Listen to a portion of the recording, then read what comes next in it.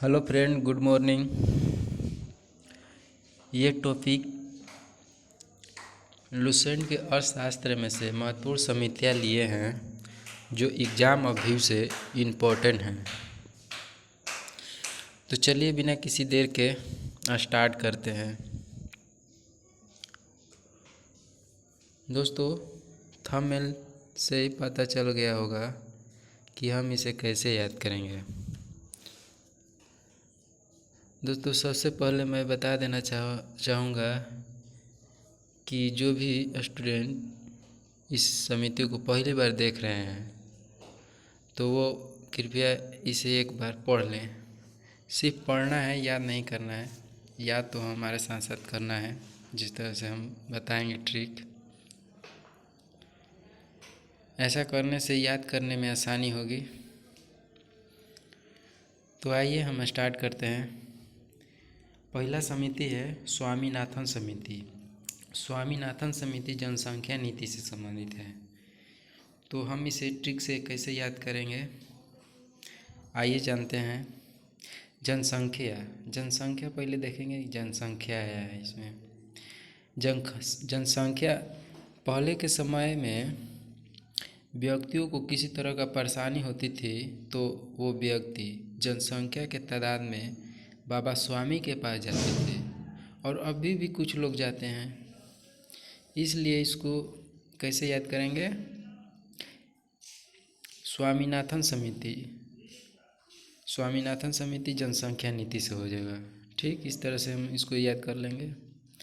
आगे 2 नंबर की ओर बढ़ेंगे। 2 नंबर समिति है जानकी रमन समिति। जानकी रमन समिति किस से संबंधित है? प्रतिभूति घोटाला। जानकी रमन समिति प्रतिभूति घोटाला से संबंधित है। इसको कैसे हम याद करेंगे? तो आइए इससे भी हम ट्रिक से याद करते हैं। दोस्तों, घोटाला, जब घोटाला होता है तो लोग जानना चाहते हैं कि किस में घोटाला हुआ है। इसलिए मीडिया कर्मी लोगों के बीच जनाती हैं। यानी कहने का मतलब जानकी रमन समिति प्रतिभूति घोटाला। ठीक, इस तरह से याद कर लेंगे और आगे बढ़ते हैं नेक्स्ट की ओर। समिति 3 नंबर।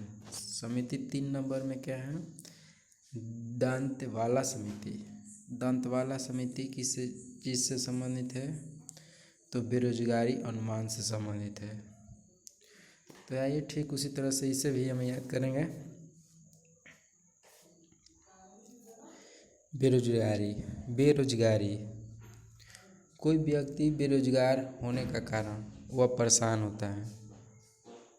जब वह बेरोजगार होता है तो वह परेशान होता है, और जब परेशान होता है तो वह इधर उधर पागल की तरह घूमता है। और आप जानते ही हैं कि पागल लोग किस तरह से एक्टिविटी करता है। उसी एक्टिविटी में से एक एक्टिविटी है दांतें कटना। यानी वह अपने आप को दांतें कटता है। यानी कहने का मतलब दांतेवाला समिति बेरोजगारी अनुमान से है। ठीक, इस तरह से याद कर लेंगे। दांतेवाला समिति बेरोजगारी के अनुमान। आगे की ओर बढ़ेंगे। समिति 4 नंबर। समिति 4 नंबर है रेखी समिति। रेखी समिति किस चीज़ से संबंधित है? अप्रत्यक्ष कर। चलिए आइए इसे भी हम ठीक से याद करते हैं। रेखी समिति, दोस्तों, जीएसटी एक अप्रत्यक्ष कर है, हम जानते हैं। इसे केंद्र राज्य दोनों के बीच बंटवारा होता है। बंटवारा कहें तो रेखा खींचना होता है। कहने का मतलब रेखी समिति अप्रत्यक्ष कर। दोस्तों, हम इससे एक दूसरे से रिलेटेड करके याद करते हैं ताकि ये आसानी से याद हो सके। चलिए 5 नंबर की ओर आते हैं। 5 नंबर में है सरकारिया समिति। सरकारिया समिति केंद्र राज्य संबंध है, केंद्र और राज्य संबंध है। दोस्तों ये अक्सर यानी लगभग सभी लोगों को याद होगा, इसलिए हम इसे स्किप करते हैं और आगे की ओर बढ़ते हैं।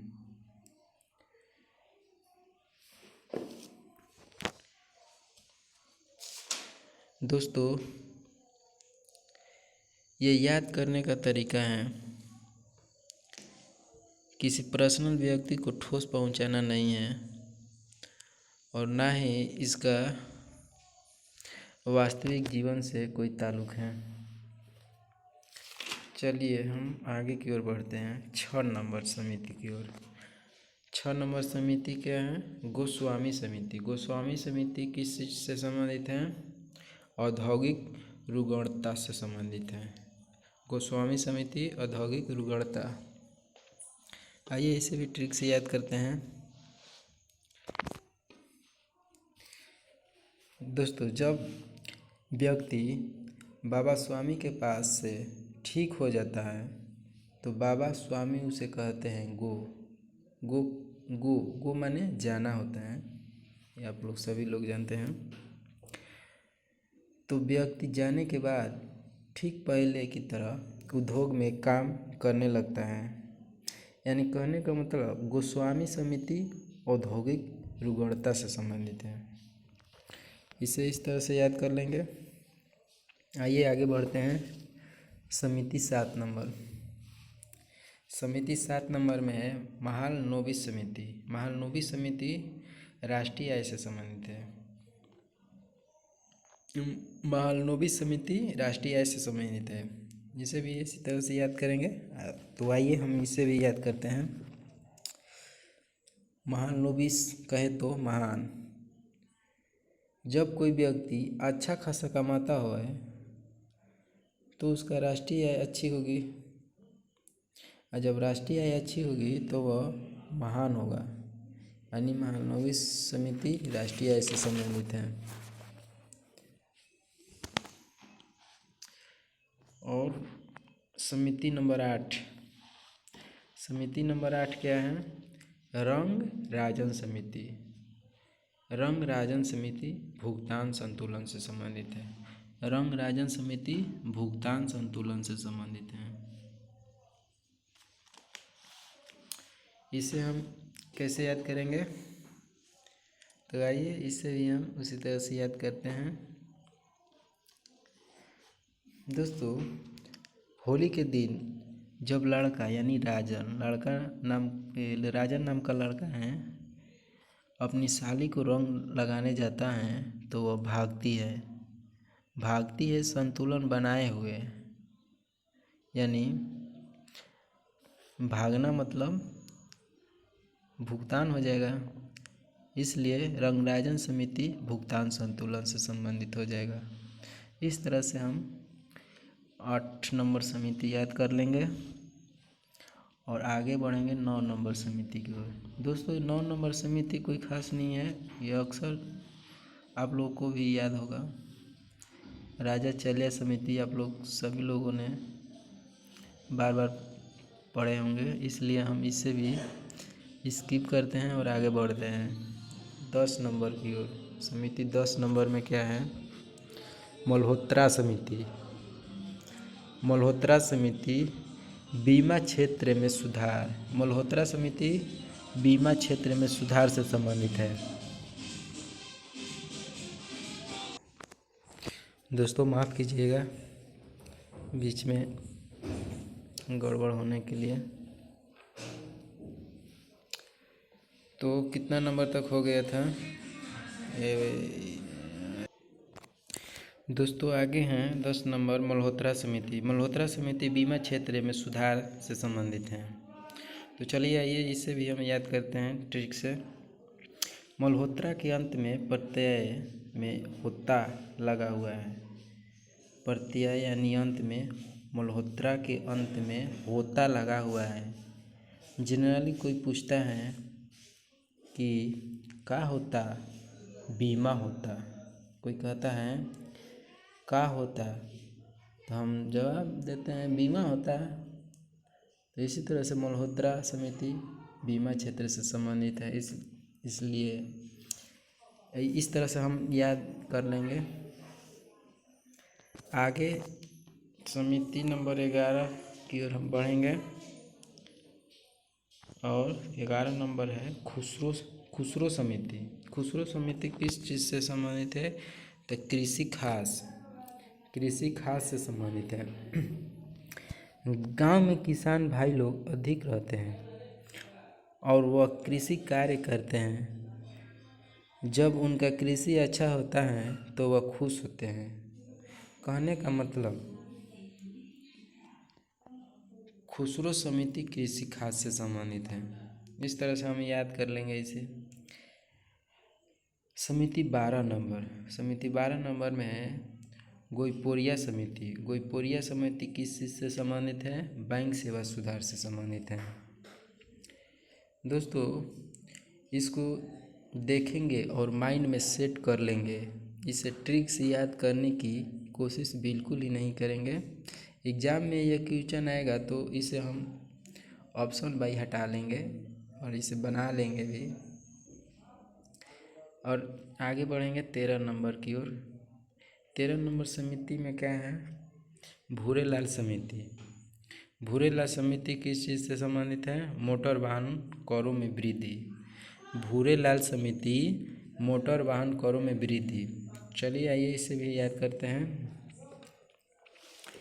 गोरे भूरे लाल यानी अंग्रेज की तरह दिखने वाले कार मोटर वाहन में चलते हैं। दोस्तों, कहने का मतलब है कि जो गोरे भूरे या लाल इस तरह से अंग्रेजी लोग रहते हैं, अपने आप को अंग्रेज दिखते हैं और गोरे भूरे लाल यानी अंग्रेज की तरह दिखने वाले कार मोटर वाहन में चलते हैं। यानी कहने का मतलब भूरेलाल समिति मोटर वाहन कारों में वृद्धि से संबंधित है। इसे इस तरह से याद कर लेंगे और आगे बढ़ेंगे। 14 नंबर समिति क्या है? नरसिम्हन समिति बैंकिंग सुधार से संबंधित है। बैंकिंग कहिए चाहे वित्तीय, एक ही बात है। बैंकिंग सुधार चाहे वित्तीय सुधार। दोस्तों, ये भी लगभग सभी लोगों को याद होगा, इसे भी हम छोड़ देते हैं। आगे बढ़ते हैं 15 नंबर की ओर। 15 नंबर समिति में है भंडारी समिति किस चीज़ से संबंधित है? तो क्षेत्रीय ग्रामीण बैंकों की पुनः संरचना। भंडारी समिति क्षेत्रीय ग्रामीण बैंकों की पुनः संरचना से संबंधित है। आइए इसे भी ट्रिक से याद करते हैं। जब केंद्र सरकार की कोई स्कीम जैसे जनधन योजना, सुकन्या योजना, बेटी बचाओ बेटी पढ़ाओ इत्यादि आता है तो यह क्षेत्रीय ग्रामीण बैंकों से संबंधित रहता है। गांव में ही गरीब तबके के लोग अधिकतर रहते हैं। इन सभी लोगों का अधिकतर खाता क्षेत्रीय ग्रामीण बैंकों में रहता है और इसी बैंक से यह लोग इस सभी योजनाओं का लाभ उठाते हैं। और इस शहर की तुलना में गांव में अधिक लोग रहते हैं, इसलिए क्षेत्रीय ग्रामीण बैंकों में खाता अधिक होगा। यानी क्षेत्रीय ग्रामीण बैंक खातों का भंडार होगा। कहने का मतलब भंडारीय समिति क्षेत्रीय ग्रामीण बैंकों की पुनः संरचना से संबंधित है। इस तरह से हम इसे याद कर लेंगे। ठीक है, आगे की ओर बढ़ेंगे। समिति 16 नंबर में है सच्चर समिति। सच्चर कहें तो खच्चर। सच्चर से हम लोग खच्चर समझेंगे। खच्चर कहें तो देखिए, खच्चर लोग अक्सर शैक्षणिक संस्थान या स्कूल में अध्ययन के लिए पिटाता है। चाहे वह शैक्षणिक संस्थान मुस्लिम को हो, मुस्लिम हो या चाहे हिंदू का हो। कहने का मतलब सच्चर समिति मुसलमान की सामाजिक, आर्थिक, शैक्षणिक स्थिति का अध्ययन। तो सच्चर समिति हम कैसे याद करेंगे? सच्चर समिति मुसलमानों की सामाजिक, आर्थिक व शैक्षणिक स्थिति का अध्ययन। इस तरह से हम याद कर लेंगे और 17 नंबर की ओर बढ़ेंगे। समिति 17 नंबर में है सुरेश तेंदुलकर समिति। सुरेश तेंदुलकर समिति गरीबी से संबंधित है। चलिए इसे भी याद करते हैं। तेंदुलकर को गॉड ऑफ क्रिकेट कहा गया है। गॉड मतलब गरीबी, इस तरह से याद करना है। यानी सुरेश तेंदुलकर समिति गरीबी से संबंधित है। 18 नंबर क्या है? 18 नंबर समिति है एस तारापुर समिति। इस तारापुर समिति किस चीज़ से संबंधित है? रुपये के पूंजी खाते पर परिवर्तनीयता। रुपये की पूंजी खाते पर परिवर्तनीयता। चलिए इसे भी याद करते हैं ठीक पहले की तरह। दोस्तों, जब लड़का लड़की को यह कहता है कि मैं तुम्हें चांद तारों पर ले जाऊंगा और चांद तारों पर लॉन्च व्हीकल या अंतरिक्ष यान से जाना पड़ता है, न कि उड़ के, इसलिए रुपये या पूंजी की आवश्यकता पड़ता है। कहने का मतलब इस तारापुर समिति रुपये की पूंजी खातों पर परिवर्तनीयता से संबंधित है।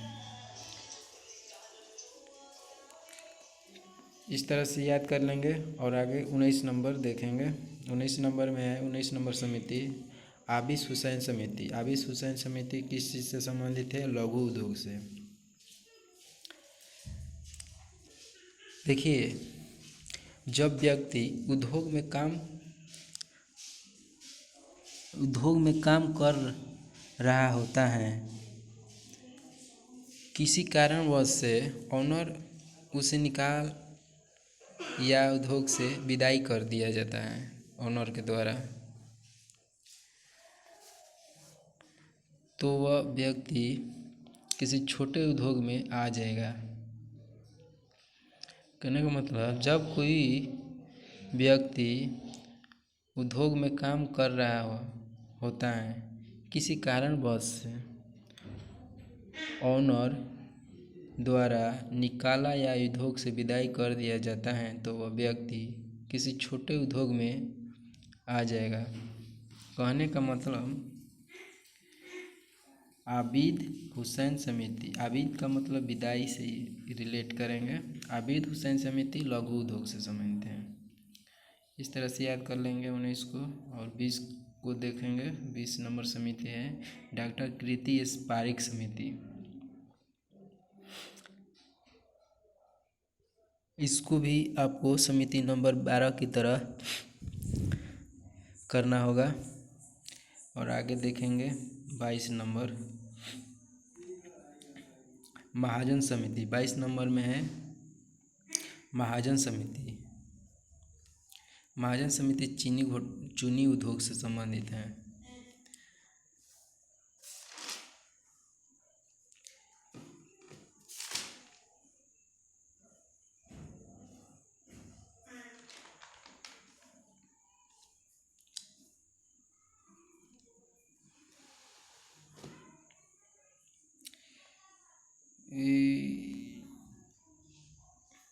इक्कीस नंबर छूट गया है भाई, सॉरी माफ़ कीजिएगा। 21 नंबर पढ़ेंगे। 21 नंबर में है BS व्यास समिति। BS व्यास समिति कृषि एवं ग्रामीण खास विस्तार से संबंधित है। चलिए इसे याद करते हैं ट्रिक से। वृत्त की भाषा में व्यास को हम सबसे बड़ा मानते हैं। गाँव में किसान लोग बड़ी संख्या में रहते हैं। कहने का मतलब BS व्यास समिति कृषि एवं ग्रामीण खास विस्तार से संबंधित है। अब 22 नंबर में आएंगे महाजन समिति। महाजन समिति चीनी उद्योग से संबंधित है। दोस्तों, महान व्यक्ति वह होता है जिसका राष्ट्रीय आय अच्छी होती है, और जिस व्यक्ति की राष्ट्रीय आय अच्छी हो गई तो वह चीनी उद्योग कर सकता है। यानी कहने का मतलब महाजन समिति चीनी उद्योग से संबंधित है। चलिए समिति नंबर 23 की ओर आएंगे। 23 नंबर में है सत्यम समिति। सत्यम समिति वस्त्र नीति से संबंधित है। दोस्तों, मेरा मानना होता है कि सफ़ेद वस्त्र अच्छा होता है। सफ़ेद से सत्यम, कहने का मतलब सत्यम समिति वस्त्र नीति से संबंधित है। और आइए लास्ट समिति की ओर बढ़ते हैं। मीरा सेठ समिति है। लास्ट समिति मीरा सेठ समिति। मीरा सेठ समिति हथकरघा के विकास से संबंधित है। माफ़ कीजिएगा दोस्तों, पहली बार वीडियो बना रहे हैं, इसलिए बोलने में कुछ प्रॉब्लम हो रहा है।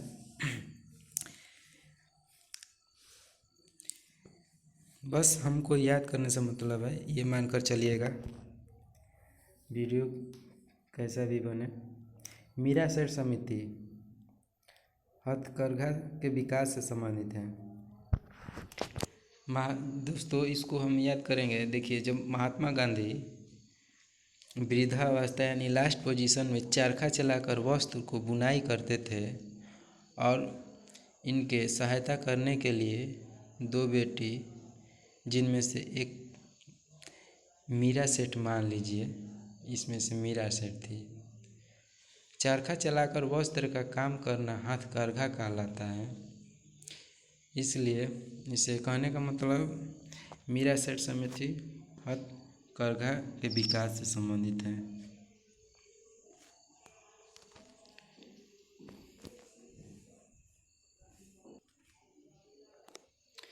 दोस्तों, ये पहला वीडियो है और आगे इसका सीरीज इसी तरह से चलता रहेगा, जब तक कि लुसेंट का पूरा इम्पोर्टेंट पॉइंट कवर ना हो जाए। तो चलिए मिलते हैं अगले वीडियो में। तब तक के लिए जय हिंद।